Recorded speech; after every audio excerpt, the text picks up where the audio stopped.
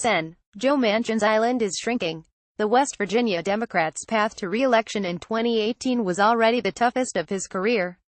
Now, party-switching Gov. Jim Justice just complicated it even more by defecting to the GOP in a show of unity with President Donald Trump in Huntington on Thursday. The bombastic governor has left Manchin more isolated than ever, the lone big-name Democrat in a state once dominated by them. Story continued below. It can't help Joe, said former West Virginia Senate President Jeff Kessler, a Democrat, of Justice's move. But Joe's always run on his own. A former governor and Secretary of State himself, Manchin's fate in the overwhelmingly pro-Trump state was always going to rise and fall on his own distinctive political brand. But Justice's flip handed the state's ascendant Republican Party a potent piece of ammunition that Manchin wasn't counting on, while depriving the senator of a potentially useful surrogate. The only way Gov. Justice could have been less helpful to Sen. Manchin was handing out pictures of him campaigning with Secretary Clinton, bragging about putting a lot of coal miners out of business, said Colin Reed, senior advisor to the America Rising opposition research group that's going after Manchin's seat in 2018. By switching parties, Gov. Justice highlighted the political liability Manchin can't shake. He's a Democrat in a state that's trending Republican and showing no signs of slowing down. By signing up, you agree to receive email newsletters or alerts from Politico. You can unsubscribe at any time. Overnight, Senate Republicans' campaign arm put together a video juxtaposing Justice's proximity to Trump with Manchin's praise for Hillary Clinton political poison in a state where Clinton lost all 55 counties. Joe Manchin is out of touch with West Virginia, reads the digital spot, now running across the state. Despite the attacks, Manchin remains popular at home, with a 57% approval rating and nearly 90% name recognition in last month's Morning Consult poll. But he's still going to need all the help he can get. After Trump stormed to a landslide victory in West Virginia in November, both Rep. Evan Jenkins and State Attorney General Patrick Morrisey jumped into the Republican race to challenge Manchin. And the Mitch McConnell-aligned Senate Leadership Fund Super PAC on Thursday kicked off its own anti-Manchin barrage with digital ads even before the Justice news broke. Aside from the ads, though, Manchin's name barely surfaced on West Virginia's political talk radio programming on Friday. And neither Manchin, the Democratic infrastructure backing him, nor any of his Republican challengers immediately changed their strategies in the aftermath of Justice's surprise move. To some Democrats, it's confirmation that the fallout from the party switch will be limited. I legitimately cannot fathom how this has any impact on Joe's campaign.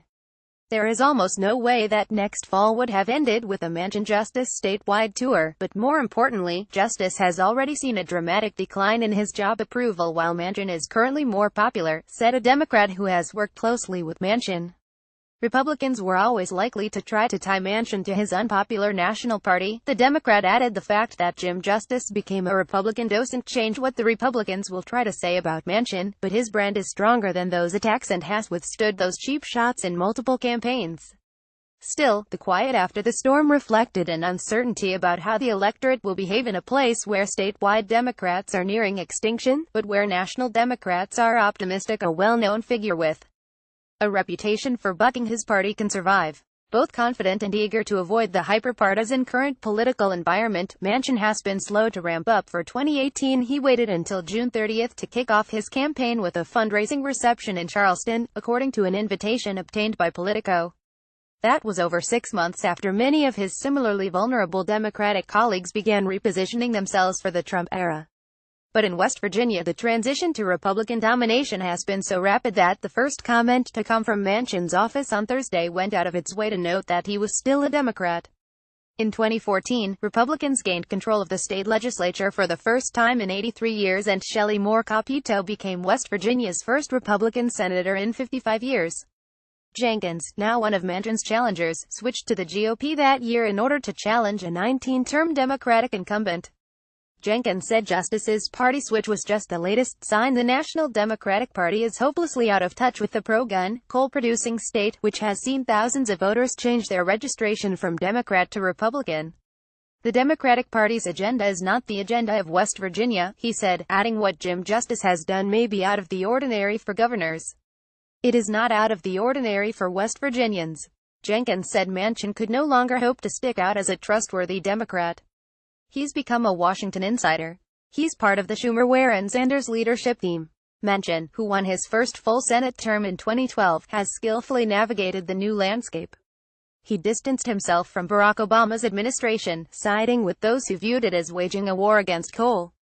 And he has at times been closer to the Trump White House than any other Democrat, visiting with the president-elect in Trump Tower during the transition, during which time he was briefly considered for a cabinet post.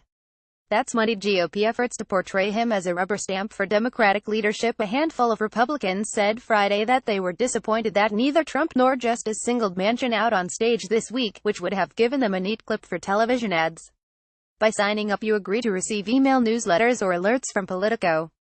You can unsubscribe at any time. The senator's more immediate headache comes from the left.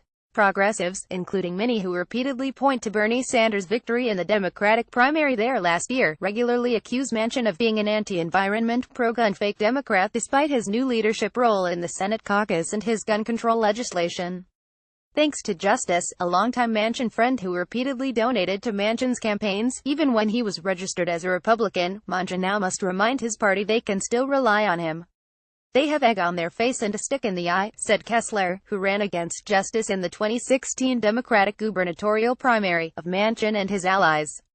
How do they explain this to their party membership, that their savior turned out to be a Benedict Arnold, former Democratic rep? Nick Rahal, who lost his seat in Congress to Jenkins, predicted minor rumblings of annoyance with Manchin, since the senator was one of Justice's main validators during last year's gubernatorial campaign. It's not clear yet whether Justice will get involved in the Senate race. Jenkins, who said he reached out to the governor's office to try to schedule a sit-down, indicated he wasn't totally sure of the governor's new allegiances, and couldn't say whether Justice would hit the campaign trail with a GOP nominee next fall. I would certainly hope Justice would embrace the Republican nominees at all levels, he said. It would be very disappointing if he chose not to fully support the team he is now a member of.